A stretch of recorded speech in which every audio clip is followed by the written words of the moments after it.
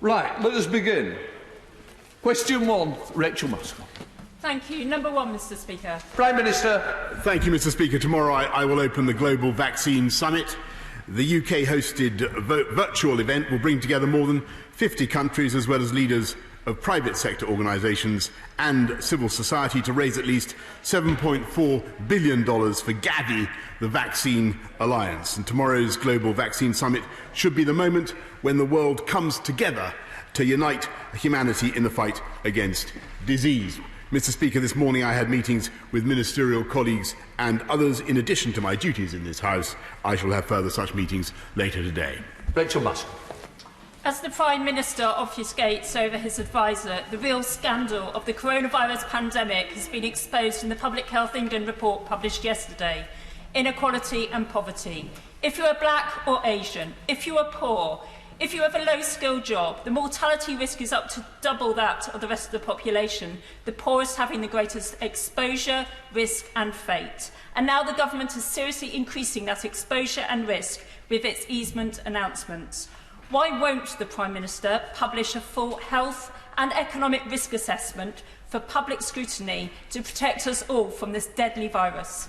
Prime Minister. Well, I thank the honourable lady for her question. And this government commissioned the review from Public Health England, and we take its findings very seriously because there obviously are inequalities in the way that the virus impacts on different people, different communities in our country. And my right honourable friend, the Minister for Equalities, the member for Saffron Waldron, will be looking at what next practical steps we need to do to protect all our country from coronavirus. Scott Benson. Thank you, Mr Speaker. Over the past few weeks, Blackpool has been inundated with visitors, and the images of people not social distancing and leaving our beach strewn with litter have angered my constituents at a time when they are doing the right thing and following the government's advice. The fact that Blackpool has one of the highest local infection rates in the nation has only served to heighten these fears. What assistance is the government providing to areas such as Blackpool to deal with the influx of visitors at a time when local services are already under pressure? Minister. Well, Mr Speaker, he well represents Blackpool, his constituents, sticking up for the interests of Blackpool. In addition to the £3.2 billion we're already given to local councils to help combat corona, Blackpool is receiving another £9 million in particular, as well as the funding from the High Street Fund and the Town Fund to deal with the particular problems that he rightly identifies. Leader of the Opposition, Sir Keir Starmer. Thank you, Mr Speaker. Can I start by expressing shock and anger at the death of George Floyd? This has shone a light on racism and hatred experienced by many in the US and beyond. I'm surprised the Prime Minister hasn't said anything about this yet, but I do hope that next time he speaks to President Trump, he will convey to him the UK's abhorrence about his response to the events. Mr Speaker, The Telegraph this morning is reporting that the Prime Minister has decided to take direct control of the government's response to the virus. So an obvious question for the Prime Minister: who's been in direct control up till now? Minister. Well, Mr Speaker, let me begin by associating myself absolutely with what the right honourable gentleman had to say about the death of George Floyd. And I think what happened in the United States was appalling. It was inexcusable. We all saw it on our screens. And I perfectly understand people's right to protest what took place, though obviously I also believe that protests should take place in a lawful and reasonable way. On his more polemical point, let me just say that this government is, I take full responsibility for everything this government has been doing in tackling coronavirus, and I'm very proud of our record. And if you look at what we have achieved so far, it is very considerable. We have protected the NHS. We have driven down the death rate. We are now seeing far fewer hospital admissions, and I believe I believe that the public understand that with good British common sense, we will continue to defeat this virus and take this country forward. And what I think the country would like to hear from him is more signs of cooperation in that endeavour. Mr. Speaker, he asked for a sign of cooperation, a fair challenge. I wrote to him, as he knows, in confidence 2 weeks ago, to ask if I could help build the consensus for getting children back into our schools. I did it confidentially and privately because I didn't want to make a lot of it. He hasn't replied. Mr. Speaker, this is a critical week in our response to COVID-19. Whereas lockdown and stay at home were relatively easy messages, easing restrictions involves very difficult judgment calls. So this is the week of all weeks where public trust and confidence in the government needed to be at its highest. But as the director of the Reuters Institute, which commissioned a YouGov poll this weekend, said, I have never, in 10 years of research, seen a drop in trust like we've seen for the UK government. How worried is the Prime Minister about this loss of trust? Prime Minister. I'm surprised he should take that tone, Mr. Speaker, since I took the trouble to ring him up, and we had a long conversation in which I briefed the right honourable gentleman about all the steps that we were taking. He didn't offer any dissent at that stage, I may say, Mr. Speaker. He thoroughly endorsed our approach, and I believe that he should continue to endorse it today. I think that he's on better ground and firmer ground when he stands with the overwhelming majority of the British people who understand the very, very difficult circumstances that we are in and who want clarity across the political spectrum, but who believe that we can move forward, provided we continue to observe the basic rules on social distancing, on washing our hands, and on making sure that when we have symptoms, we take a test and we isolate. And I think everybody understands that. That's why the incidence of this disease is coming down. And I think his attempts to distract the public from that have not been successful, because they continue to pay attention to our guidance. Mr. Speaker, the Prime Minister challenges me on the offer I made to him. This was a confidential letter. I think the best thing I can do is put it in the public domain, and the public can decide for themselves how constructive we're being. Mr. Speaker, 2 weeks ago today at the dispatch box, the Prime Minister promised that we will have a test, track and trace operation that will be world-beating. And yes, it will be in place by the 1st of June. But it isn't. And a critical element, the ability of local authorities to respond to local spikes, is missing. As one council leader put it to us, we're weeks away from having this fully up and running. We simply weren't given enough warning. The Prime Minister mutters it's not true. Dido Harding, the Prime Minister's own chair of the track and trace system, has said that this element will not be ready until the end of June. The Prime Minister must have been briefed on this problem before he made that promise 2 weeks ago. So why did he make that promise? Prime Minister. Mr. Speaker, I'm afraid he's casting aspersions on the efforts of tens of thousands of people who have set up a test, track and trace system in this country from a standing start. We now have 40,000 people engaged in this. Every person, thousands of people are being tested, as he knows, every day. Every person who tests positive in this country in the track and trace system is contacted. Then thousands of their contacts are themselves contacted, people they've been in contact with. And I can tell the House, at the moment, as a result of our test, track and trace system, which was up and running on the 1st of June, as I said, Mr. Speaker, contrary to what he said, which was up and running, as a result of their efforts, thousands of people are now following our guidance, following the law, and self-isolating to stop the spread of the disease. Keir Starmer. Mr. Speaker, I welcome that news from the Prime Minister. He didn't put a number on those that have been traced. But as he knows, the number of people testing positive for COVID-19 every day is only a fraction of those actually infected every day. According to the ONS, the number actually infected every day is between 7,000 and 9,000. Assuming up to 5 contacts need to be traced for every infected person, the system probably needs to reach 45,000 people a day.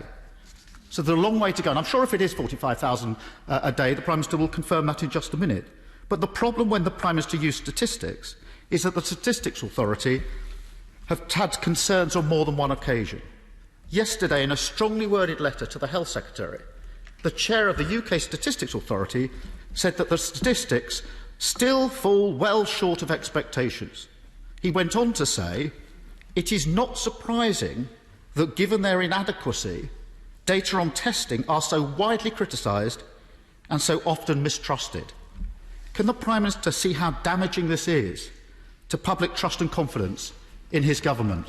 I must say to the Honourable Gentleman, I really do not see the purpose of his endless attacks on public trust and confidence, when what we are trying to do, and I think what the public want to hear from politicians across all parties, are clear messages about how to defeat this virus. Test and trace is a vital tool in our armoury, and contrary to what he says, actually, we did, by the end of May, get up to 100,000 tests a day, and we got up to 200,000 by the beginning of this month. And that was an astonishing achievement, not by government, but by tens of thousands of people working to support government. And I think he should pay tribute to them and what they've achieved.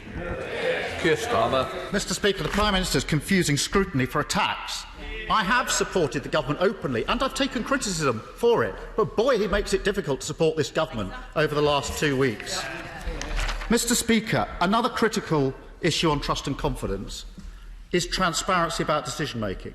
On the 10th of May, the Prime Minister said, on the question of lifting restrictions, if the alert level won't allow it, we will simply wait and go on until we've got it right.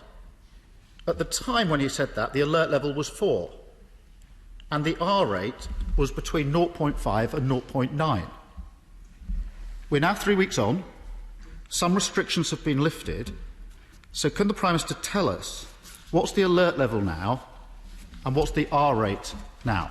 Prime Minister. He knows perfectly well that the alert level does allow it, and indeed he didn't raise that issue with me when we had a conversation on the telephone, and he knows the reason we've been able to make the progress that we have is that the 5 tests have been fulfilled. So, yes, the alert level remains at 4, but as Sage will confirm, we've managed to protect the NHS. We've got the rate of deaths down. We've got the rate of infection down. The PPE crisis, the difficulties in care homes, the question of the R, they have been addressed. And I think the question for him, Mr. Speaker, is whether he actually supports the progress we're making. Because at the weekend he was backing it. Now he's doing a U-turn. Now he seems to be against the steps that this country is taking. Keir Starmer. I've supported the government in the gradual easing of restrictions. That is why I wrote to the Prime Minister 2 weeks ago, because I could see the problem with schools, and I thought it needed leadership and consensus, and I privately offered to do what I could to build that consensus. That's the offer that wasn't taken up. Mr. Speaker, can I finally turn to the question of Parliament? Mr. Speaker, I know you feel very strongly about this. The scenes yesterday of MPs queuing to vote and members being unable to vote were frankly shameful. This should not be a political issue. Members on all sides know that this is completely unnecessary and unacceptable.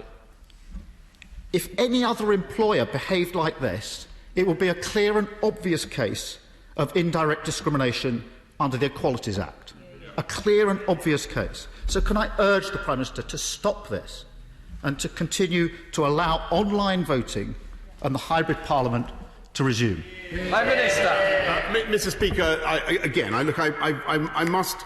do think that the right honourable gentleman needs to consider what is really going on throughout the country, where ordinary people are getting used to queuing for long periods of time to do their shopping or whatever it happens to be. I must say, I do not think it unreasonable that we should ask parliamentarians to come back to this place and do their job for the people of this country. And I know it's difficult. I know it's different. I apologise. I apologise to colleagues for the inconvenience, and I apologise to all those who have particular difficulties because they are shielded or because they are elderly. And it's vital that they should. And the change we're making today is that they should be able to vote by proxy. They should be able to vote by proxy. But I have to say, Mr. Speaker, when the people of this country look at what we are doing, asking schools, he now says he supports schools to go back. I mean, our policy is test, trace and isolate. His policy is agree, U-turn and then criticise, Mr. Speaker. But what I can tell him is that I do think the people of this country, on the whole, will want their parliamentarians to be back at work, doing their job, passing legislation on behalf of the people of this country. And that is what this government intends to do. Jeremy Hunt. Thank you, Mr. Speaker. Can I congratulate the Prime Minister on hitting the 200,000 daily capacity target for testing, which puts us at the top of the European League table for testing.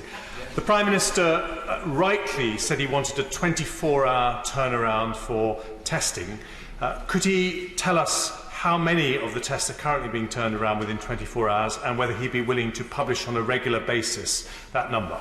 Yes. Prime Minister. Well, can I congratulate my right honourable friend on the kind of detailed forensic question that we could have had earlier on. But the answer is that we already do 90% of tests turn around within 48 hours. Of the tests conducted at the 199 testing centres and as well as the mobile test centres, they're all done within 24 hours.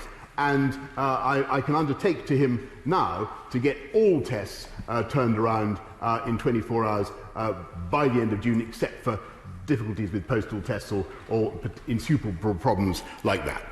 Leader of the SNP, Ian Blackford. Thank you, Mr. Speaker. Watching events unfold across America in recent days and the actions and rhetoric from the American President have been distressing and deeply worrying. We cannot delude ourselves at believing that we are witnessing anything short of a dangerous slide into autocracy. It is in times like these when people look to those they elect for hope, for guidance, for leadership and for action. However, in the 7 days since George Floyd was murdered, the UK Government has not even offered words.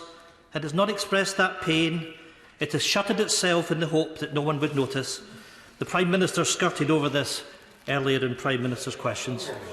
So can I ask the Prime Minister, what representations has he made to his ally Donald Trump?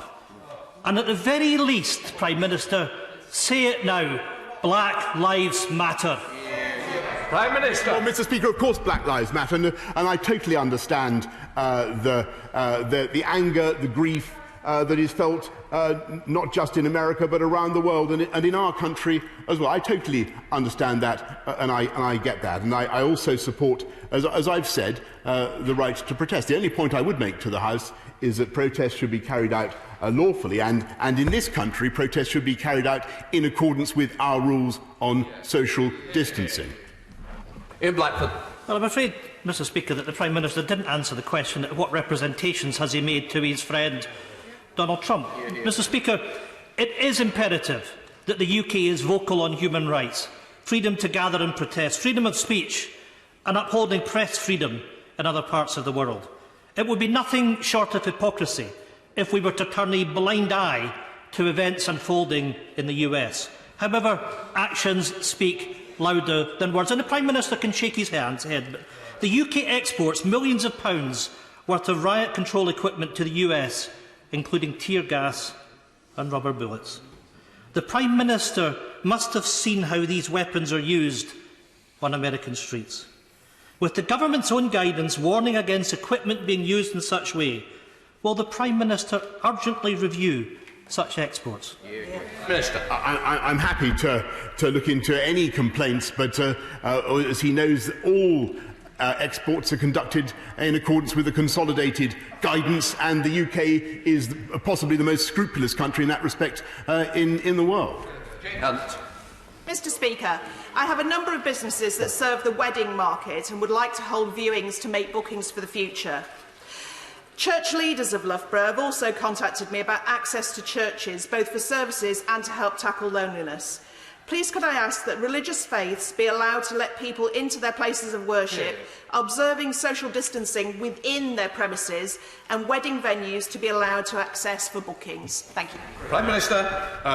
Well, yes, I very much understand the urgency that many people in this country feel about the need to reopen places of worship. My right honourable friend, the Secretary of State for Local Government, Community and Local Government, is of course leading a task force on this very matter. It is a tough one. Every time you do something like this, you push up the risk of infection, you push up the risk to the R again. And I cannot, just to repeat what I was saying earlier on to the Leader of the Opposition, we are not there yet. We're getting there, but we are not yet there yet. It is vital that the people of this country understand the continued need to push down on that infection rate. Lord Russell-Moyle.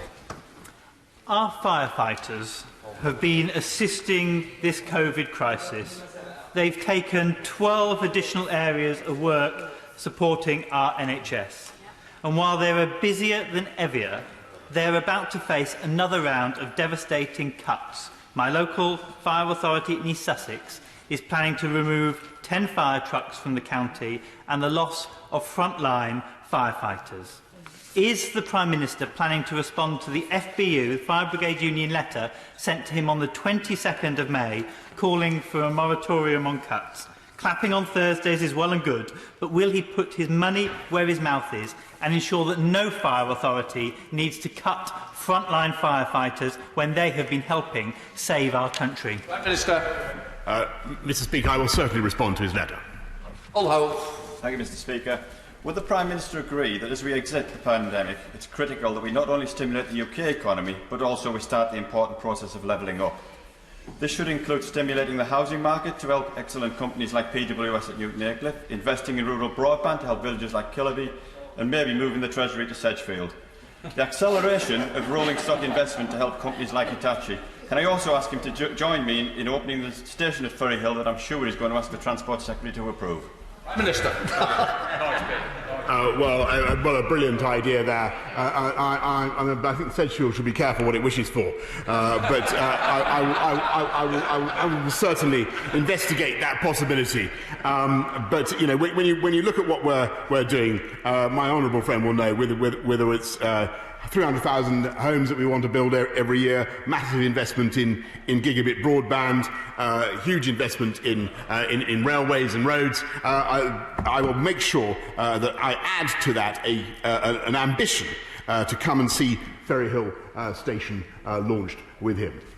Will the Prime Minister address himself to the question of quarantine arrangements? Most European countries have had quarantine arrangements for quite a while now and are beginning to reduce them. This country has had no quarantine arrangements to date and is only now introducing them. Why is that? Prime Minister. For the simple reason that as we get the rate of infection down with the efforts that we are making as a country, it is vital that we avoid reinfection from elsewhere, and that's why we're doing it. Bill Stride. Mr. Speaker, when my right honourable friend attended the liaison committee last week, he very kindly committed to me to speak to the Chancellor about the possibility of including self-employment income received by way of dividend in the calculation of furlough support. And I wonder whether my right honourable friend had had the opportunity to have that conversation, whether he had some good news for the House, because there are hundreds and thousands of self-employed people up and down this country who need that support. Prime Minister. I'm grateful to my right honourable friend. He raises a very, very important point, and I have an answer of fantastic complexity here before me. But the gist of it is that at present HMRC would be forced to rely on all sorts of information that they would not be able themselves to verify very easily in order to comply with his wishes. But I'm happy to discuss it more fully with him and to write to him in detail. Bob Longfield. In front of the liaison committee last week, the Prime Minister was clearly shocked to learn that many migrants living and working lawfully in the UK have no recourse to public funds. Without support, many have been forced to continue working in unsafe conditions or have been pushed into extreme poverty. He promised the liaison committee that he would do all he could to help. Scrapping the policy would be the best step. So can he update the House on his progress? Yes, Mr. Speaker. What I can tell is that everybody knows that no recourse to public funds is a long-standing condition that applies to people here with temporary immigration status. But that doesn't. It's a term of art. It doesn't mean that they are necessarily excluded from all public funds. And for instance, they may be eligible for coronavirus job retention scheme funds, self-employed income support scheme funds, and indeed, if they've paid in to the benefit system, they may be eligible also for certain benefits. Mark Fletcher. Thank you, Mr. Speaker. As we come out of lockdown, it is vital that we get our economy firing on all cylinders. In Bolsover, to level up, we need more skilled jobs. So will my right honourable friend, the Prime Minister, meet with me to discuss my proposal for Bolsover to lead the country with a green enterprise zone so that we can bring low-carbon manufacturing and research to our region? Prime Minister. Mr. Speaker, he has exactly the right vision for Bolsover, and it is indeed the vision that I have for the whole country. The green recovery is going to be essential to this country's success in the next few years. I'm happy to meet with him to discuss it. Judith Cummins. Thank you, Mr. Speaker. The Community Secretary has admitted unlawfully overruling his own planning inspector to allow the West Furry development to go ahead, potentially saving the developer, Richard Desmond, who is a Conservative Party donor, £40 million in tax. He did this just weeks after sitting next to the developer at a Tory fundraising dinner. Given that this was the same scheme that the Prime Minister tried to push through when he was Mayor of London, that reappeared after he entered Downing Street, will he now tell the House what conversations he has had with the Secretary of State about the scheme, and will he publish all relevant correspondence between Number 10 and the departments? Minister. Mr. Speaker, I'm happy to tell the honourable lady that I've had no conversations on that matter whatever, nor any exchanges of any kind. Laura Trott. Thank you, Mr. Speaker. The lockdown has seen a rise in antisocial behaviour in my area, including at Lullingstone Castle, where a man sadly died last Thursday evening. My sincere condolences are with his family and friends at this time. This incident shows the need for more visible police in Sevenoaks. Can the Prime Minister confirm that the 147 new police officers promised to Kent will not be delayed, and they will be focused on front-line policing to tackle antisocial behaviour?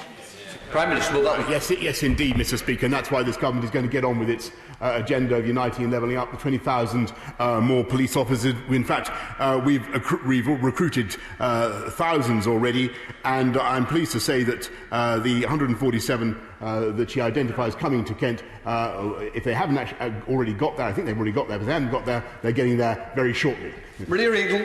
Thank you, Mr. Speaker. In view of the Health Secretary admitting yesterday that COVID outbreaks are worse in deprived areas and that our great cities have been hardest hit, and the PM's just said he takes these inequalities very seriously earlier in the session, can he now promise me that Liverpool City Council and Knowsley Borough Council will get the full cost of their COVID spend reimbursed, as they were told they would, instead of only half of it, which is what they've been allocated? I raised it with him on the 11th of May, and he promised he'd look into it. I have written to him, but I haven't had a reply. Minister. She has raised it before. I pointed out that we've given an extra £3.2 billion to local government, another £600 million to help them deal with the particular costs of care homes, but I'm happy to write back to her about the particular needs of Liverpool and Knowsley Council. Bob Butler. Thank you, Mr. Speaker. Buckinghamshire Council has been able to help thousands of local businesses thanks to the £91 million grant from the Business Department. But despite the very best efforts of its staff, £13 million remains unclaimed. I and the Council would like all of that money to be able to be given to small businesses that need it to survive, but at the minute that's not allowed. Will my right honourable friend seek to persuade his Cabinet colleagues that this would be a win-win? More help for businesses in need without costing the government a penny more than has already been allocated. We are certainly talking to all councils. I'm grateful to him, and he represents his businesses well in Aylesbury. We're talking to all councils about how they can properly utilise the allocations that they have. Ben Bradshaw. The Public Health Minister told me in an email on May the 22nd that the justification for a 14-day quarantine is, and I quote, where local COVID incidence and prevalence is much lower relative to international incidence and prevalence. It's not, is it? So why is he inflicting, from Monday, a blanket quarantine with no basis in science that will devastate our travel industry and rob British families of their foreign holidays? I'm surprised to hear that criticism from the Labour benches. I thought that the opposition was in favour of looking at the quarantine policy, but the simple reason is to protect. The answer is to protect the British people from the re-importing of that disease once we have driven infection rates down. Henry Smith. Thank you, Mr. Speaker. Aviation was one of the first sectors to take an immediate negative impact from the coronavirus pandemic and will probably be one of the slowest to recover. Will my right honourable friend consider an extension to the furlough for air industry employees through the low season and into 2021? Prime Minister. Mr. Speaker, I'm not going to make a commitment, alas, to extend the coronavirus job retention scheme now, but we will certainly. But he represents the aviation sector, which has been very, very hard hit, and we will look at all the ways we can to support it throughout the crisis. Flora Anderson. Thank you, Mr. Speaker. I hope that the Prime Minister will join me in standing together not only at grief at the killing of George Floyd, but also determination that we will work together against racism, both in the US and here in the UK. In Putney, black teachers have told me they're scared of going back to school because of the higher rates of death. And also today's figures from the Metropolitan Police show that more than a quarter of lockdown fines have been for black people, although they are an eighth of our London population. Will the Prime Minister condemn the actions of the American police? Will he freeze the sales of tear gas and rubber bullets? Will he review the lockdown fines? And will he act on the report into COVID deaths so that there aren't more black people dying than white? Sorry, we're not going to get other people in. We've got to be fair to each other. Prime Minister. Okay, well, she raises a very important series of points. I certainly condemn the killing of George Floyd, and we will certainly make sure that everything that we export to any country around the world is in accordance with the consolidated guidance on human rights. Laura Farris. This government has taken the lead on tackling domestic abuse, but there is an ugly dimension that remains unresolved, where men who kill their partners in appalling acts of sexual violence establish in court that she asked for it and avoid a murder conviction. Does my right honourable friend agree that the time is now to end the rough sex defence? Yeah. Prime Minister. Yeah, she raises, thank my honourable friend, she raises an incredibly important point, and we are committed to ensuring that the law is made clear on this point, and that defence is inexcusable. Tim Farrell.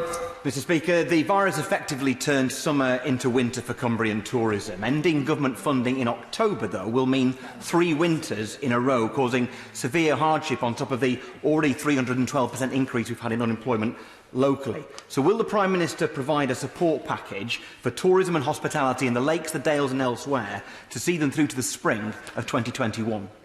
Minister.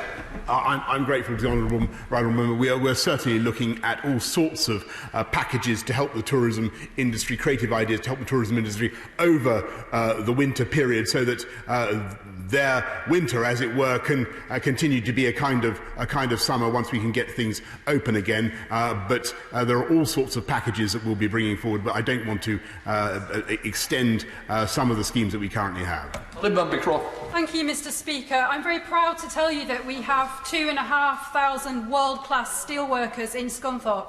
And like steelmakers across this land, they stand ready to make steel for HS2. My right honourable friend, the Prime Minister, has said in this House that he wants to see that happen.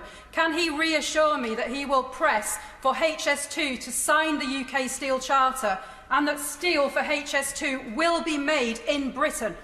Prime Minister.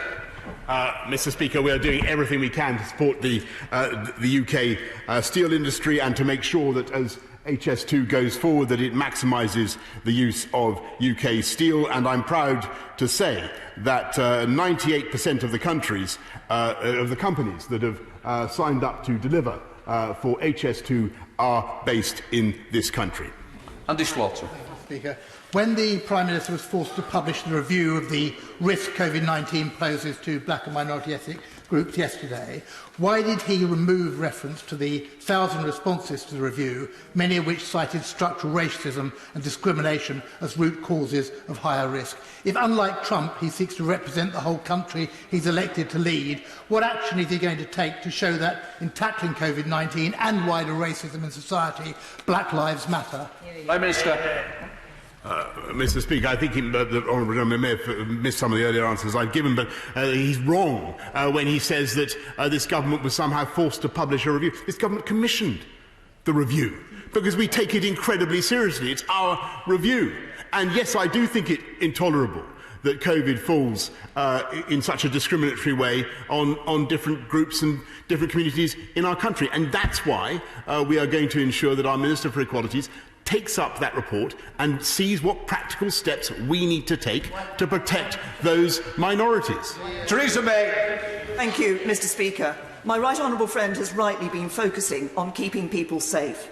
But that task goes beyond COVID-19.